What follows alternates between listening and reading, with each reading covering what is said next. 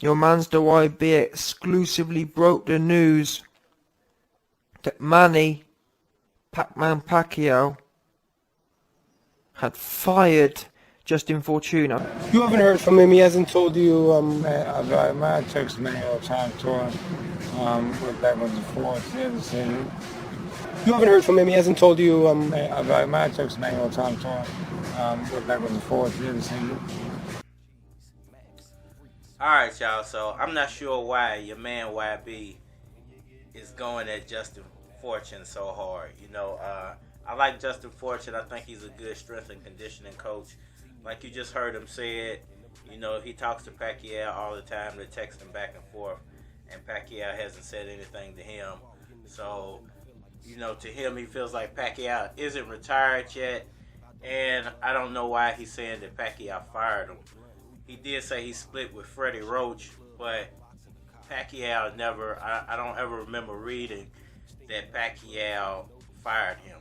You know, just fact check it. Justin Fortune was fired because Freddie Roach allegedly was airing him out about the fact that Justin Fortune didn't prepare him properly. Alright, so this is the thing.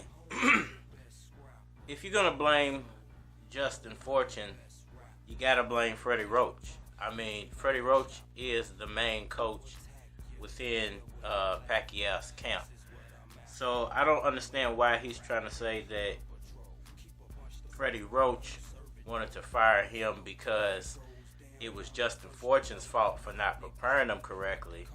It's not Justin Fortune's job to teach Manny Pacquiao what punches to throw or how to move during a fight. It's his job to strength and condition, you know, and then nutrition. You know, make sure Pacquiao's eating right, make sure his cardio's ready, make sure he's strong enough to make it through 12 rounds. So I'm not sure why he thinks that, you know, Freddie Roach, and I don't think Freddie Roach can even make the call to fire Justin Fortune. I think that's a call either Manny Pacquiao or Shane Gibson would have to make, you know, on Manny Pacquiao's behalf. So I'm not sure why he's saying that, but let's move on to the next thing. Fact check. What I've been told today from a source inside Manny Pacquiao's team, the real reason he got fired was because Team Pacquiao allegedly suspect your man's Fortune was the one responsible in bringing in the cramping agent. Alright, so do I think that Justin Fortune brought in the cramping agent and actually is the one who put the cramping agent in Manny Pacquiao's drink? Number one, I don't believe that there was a cramping agent placed in Manny Pacquiao's drink for one simple reason, and that is Manny Pacquiao could have easily went and got his blood tested, and I'm pretty sure he did. And, you know, whatever was in that test would have told him by now, because it's been more than 30 days after the fight. It takes a couple of weeks to get blood tests back. But would have told him by now what was in his system and what could have caused him to cramp up if he felt like that there was a cramping agent placed into his water. Number two, you know, like we heard Justin Fortune say, you know, he talks to Manny Pacquiao on a daily. I'm sure if Manny Pacquiao felt that way about Justin Fortune, he would not be in contact with him, and Justin Fortune wouldn't be talking as if he's going to be, you know, Manny Pacquiao's strength and conditioning coach if and when there's another Manny Pacquiao fight. So, you know, to that point, I don't really believe that Justin Fortune would do that to Pacquiao.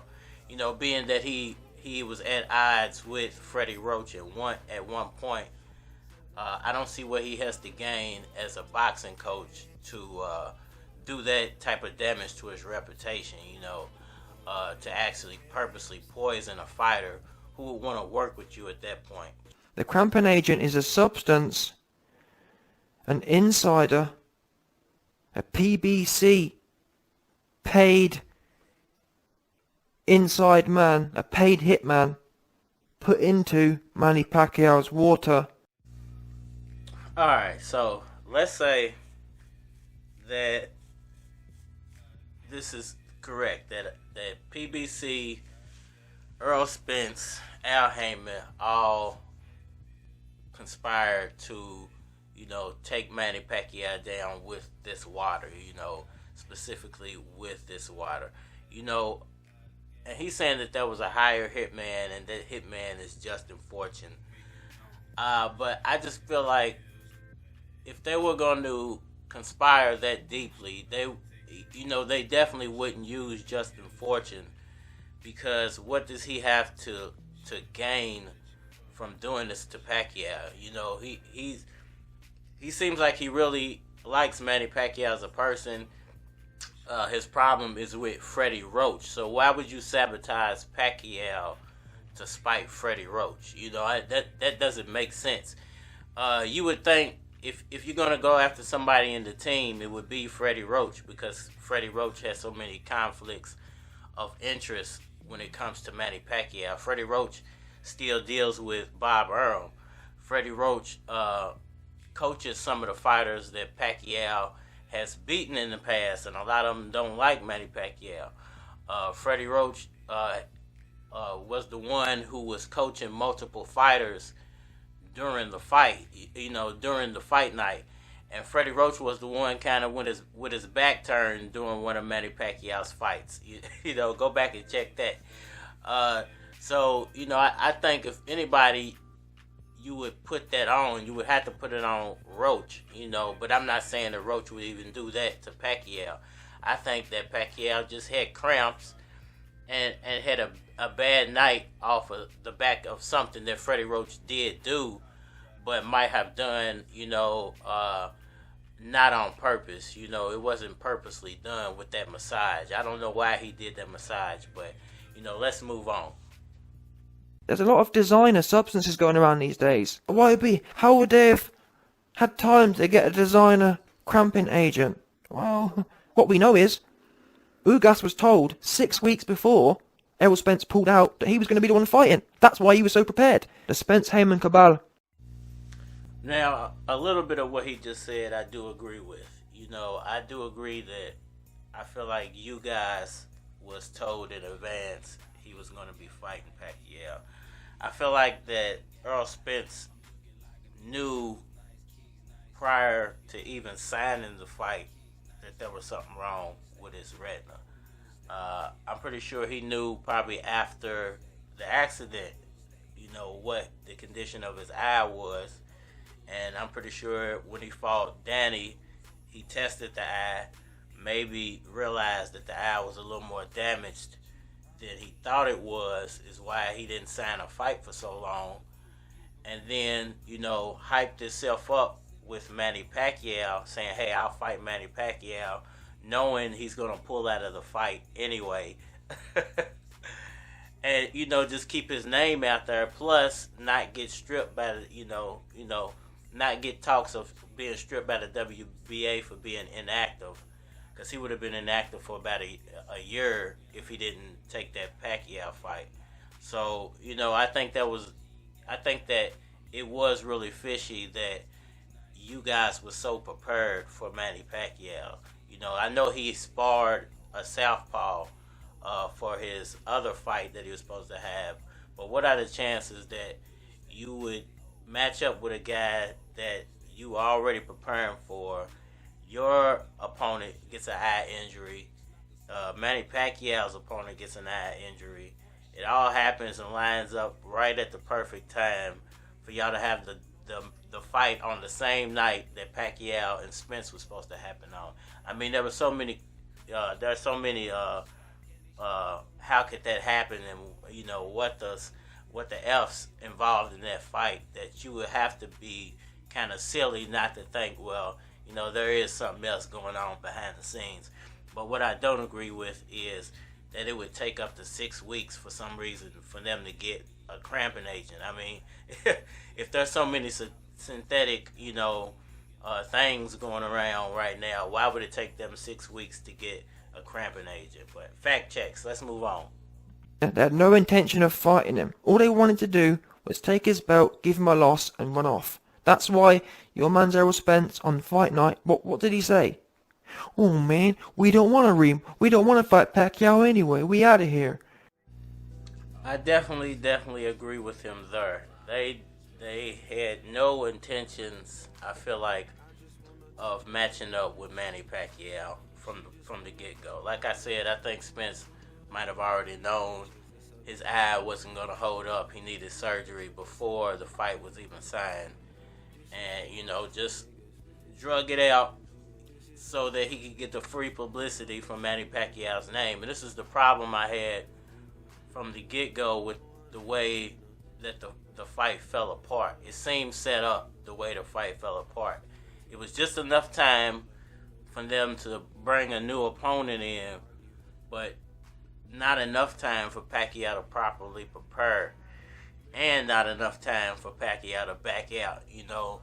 For Pacquiao to come all the way from the Philippines, be already preparing for like 2 months before the fight was even signed, having to quarantine for 14 days just to come to America, having to quarantine for another. So if they would have rescheduled that fight and said, hey, we can't do it for 2 months, he would have had to quarantine in America for 14 days, and just to be able to go back to his country, quarantine again, and then have to come right back to America and go through all that again. So it was too late for him to stop it, and it was too late for them to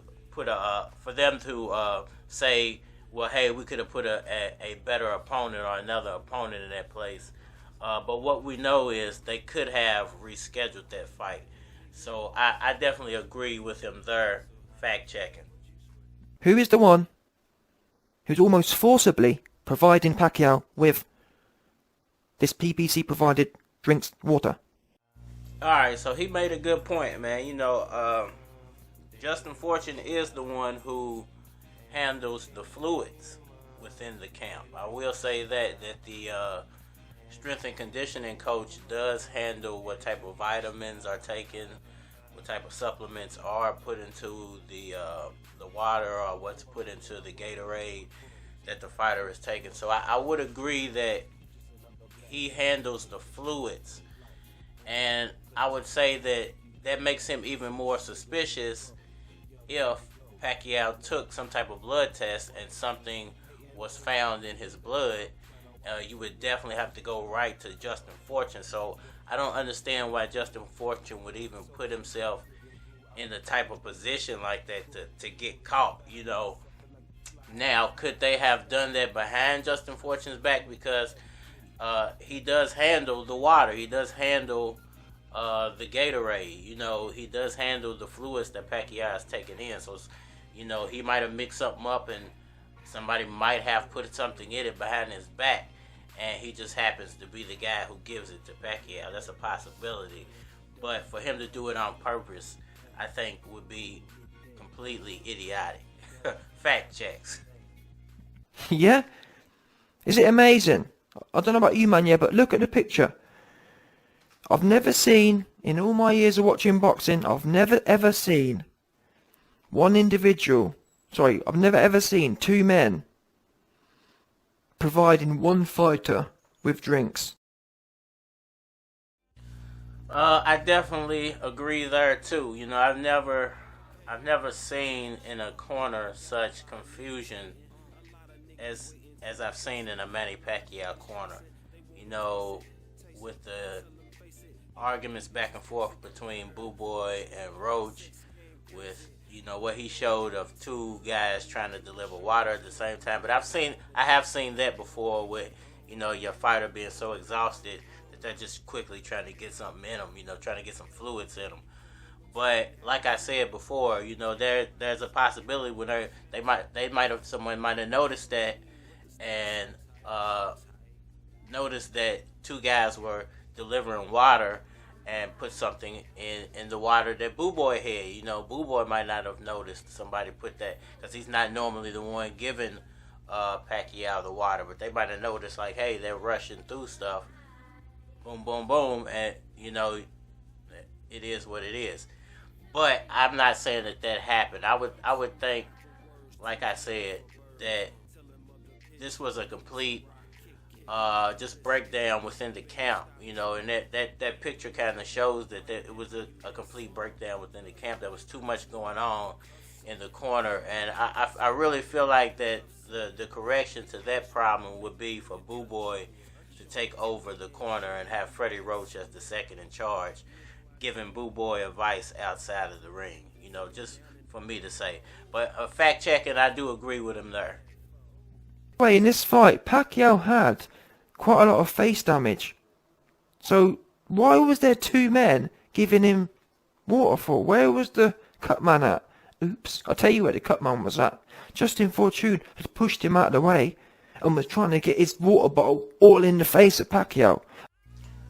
I think he made another good point that where was the cut man at? But one thing I will say, I can't really notice in that picture if Pacquiao's eyes were already cut. Remember, he said he started cramping in the second round. So Pacquiao wasn't cut up in the face yet in the second round. So there's no need for the cut man to actually be on the ring rope. So there, I don't actually agree. I agree that it's weird. Both of them are giving him water at the same time, trying to give him water at the same time. I agree that it's weird that there was so much confusion and argument in there, but I don't agree because if you remember, like I just said, it was the second round when he started cramping. So Pacquiao, there was no need for the cut man to be on the ring side because Pacquiao wasn't cut up yet. So fact checking. Oh, it's your man's Justin Fortune, who's just been sacked. Oops. Alright, y'all, just to wrap this, little breakdown or review of YB's video out, man. Listen, I don't like all the conspiracy theories because I feel like it makes Pacquiao look bad as a fighter. If you think he lost based on a conspiracy theory, then it makes him look bad, and then if that's his last fight, it's gonna raise so many questions about Pacquiao as a fighter that Pacquiao, as a Pacquiao fan, I really don't want to start raising. Number two is, Manny Pacquiao, I think will get a chance to avenge himself of that loss. I think he will come back and fight one more time. If Justin Fortune's in the corner, it's going to look real bad for YB if, that he made this video about Justin Fortune. Justin Fortune's never going to do an interview with him. We know that. But, to blame Justin Fortune, it's kind of out of line. I like YB. Check his video out, man. I think he puts together great videos. But I think he's wrong about this one. I don't think Justin Fortune is the mole.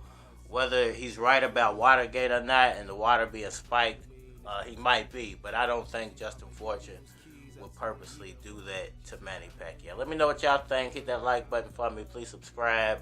Go check out YB's videos, man. Definitely a cool cat. Salute to you. If you want me to do a review on one of your videos or your channel, holler at your boy Cardinal Red.